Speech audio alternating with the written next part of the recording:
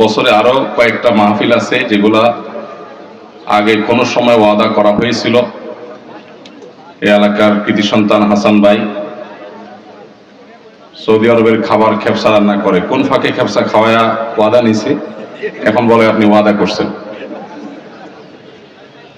এখন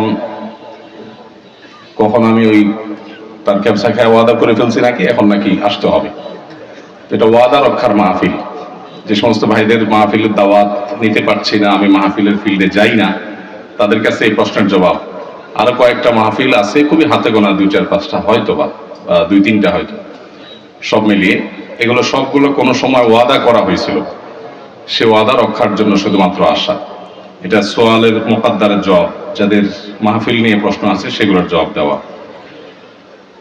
ঢুলিপাড়া ঐক্য পরিষদ আয়োজিত আজকের এই মাহফিলের কয়েকটা সুন্দর দিক আছে। এর মধ্যে একটা হলো, এখানে মাশাআল্লাহ কোন প্রধান আলোচক, প্রধান অতিথি, প্রধান মেহমান, প্রধান আর কি হইতে পারে, সবারই প্রধান প্রধান না বললে সবাই নাখুশ হয়। এখানে এরকম প্রধান আর অপ্রধান নেই, এখানে সম্মানিত আলোচক বৃন্দের নাম আছে। এটা একটা ভালো দৃষ্টান্ত। যারা মাহফিল করি তারা আদর্শ পোস্টার, আদর্শ ব্যানার করার ক্ষেত্রে এই দৃষ্টান্তটা স্থাপন করতে পারি। দ্বিতীয়ত, এখানে নামের শেষে মাশাআল্লাহ অতিরঞ্জন 3 লাইন 4 লাইন পর্যন্ত লকব আর টাইটেল লেখার যে হিড়িক, সেটা এখানে দেখা যাচ্ছে না। সংক্ষিপ্ত পরিচয়, মাশাআল্লাহ, এটা আরেকটা ভালো দৃষ্টান্ত। আরেকটা দৃষ্টান্ত হলো, এখানে রীতিমতো কে কখন বক্তব্য রাখবেন টাইম দেওয়া আছে। শেখ সাইফুল্লাহ আল মামুন বাদেশা, উনি বাদেশাই শুরু করেছেন আলহামদুলিল্লাহ। শেখ আব্দুল মোহাম্মদ সাইফুল্লাহ, তার সময় রাত 8 ঘটিকা, বোধহয় 20-30 মিনিট লেট হয়েছে মাত্র। আমার সময় 9টা 20 ঘটিকা লেখা, সেখানে 40-20-25-30-এ আমি স্টেজে চলে আসছি আলহামদুলিল্লাহ, এবং 5-7 মিনিটের মধ্যে আমি বসে গেছি চেয়ারে। তো এই যে টাইম লিখে দেওয়া, সময় মতো সব শুরু করা, পোস্টারে অতিরঞ্জন নামের শেষে না থাকা, সব প্রধানের হিড়িক যেটা দৃষ্টিকটু, যেটা এখলাস না থাকার দলিল, সেটা এখানে নাই আলহামদুলিল্লাহ। তো আমি আশা করব এই সুন্দর উদাহরণগুলো অন্যান্য যে সমস্ত ওয়াজ মাহফিলের আয়োজক ভাইরা আছেন তারা এগুলোকে মেনে চলবেন, আমল করবেন। আল্লাহ আমাদেরকে তৌফিক দান করুন। সম্মানিত ভাইরা,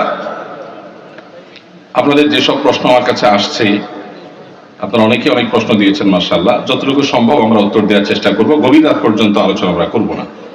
আমি একটু জানতে চাচ্ছি, মাইক কত দূরে লাগানো আছে ভাই? মাহফিলের মাইক কত দূরে লাগানো আছে? গ্রামের ভিতরে। যদি বাহিরের মাইকের ভলিউম খুব বেশি হাই থাকে, তাহলে একটু কমায় দেওয়ার সুযোগ থাকলে কমায় দেন মেহরবানি করে।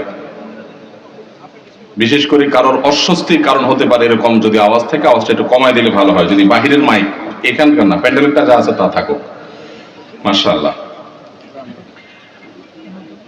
জি ভাই, যেসব প্রশ্ন আসছে আমরা এগুলোর উত্তরের ফাঁকে ফাঁকে ইনশাআল্লাহ কিছু কথা বলে ফেলবো।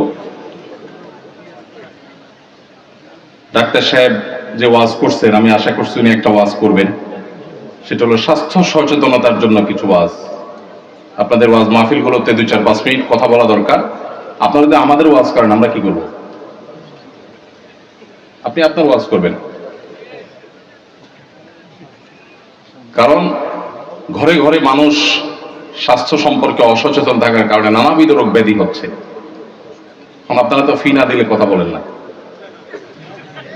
মাহফিলে এসে মাঝে মধ্যে একটু ফাও কথা বলে যাবেন, বিনা পয়সা মাঝে মধ্যে ফাও কথা বলে যাবেন। মাশাআল্লাহ, ডাক্তার সাহেব মাশাআল্লাহ খুবই পরোপকারী একজন মানুষ, ভালো মানুষ মাশাআল্লাহ। আল্লাহ তাআলা তার দিনের জন্য কবুল করুন। আমিন।